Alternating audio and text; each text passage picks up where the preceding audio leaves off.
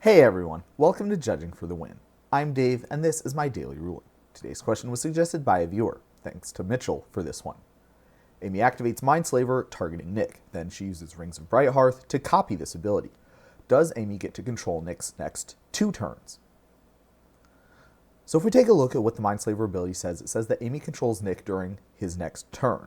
There's only one next turn that Nick takes, so this effect will not stack. Multiple Mindslaver activations targeting the same player will overwrite each other, such that only the most recently created one will end up doing anything.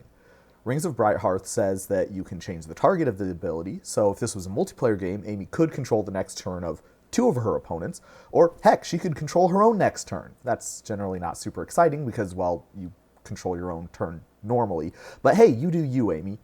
Now, Nick might see this and think of a creative combo. Let's say he controls 2 Chronatog Totems and he wants to buff both of them. Can he do that and only skip 1 turn? Well, unfortunately, this doesn't work out the way that Nick is hoping. An effect that makes you skip a phase or turn functions by replacing it with you doing nothing. If you have multiple such effects, then the first one you apply will do exactly that, but the second one won't have anything to replace, so it will not be satisfied. Rather, that effect will stick around waiting for the next turn or phase that you actually do take and apply to that. Of course, I imagine now some people are probably wondering how these 2 different types of effects would interact with each other, and I'd hate to leave these people disappointed, so the principle that we need is this one right here. Anything that's scheduled for a specific turn or phase that is skipped never happens, while anything that's scheduled for the next instance waits around until the next instance that actually occurs.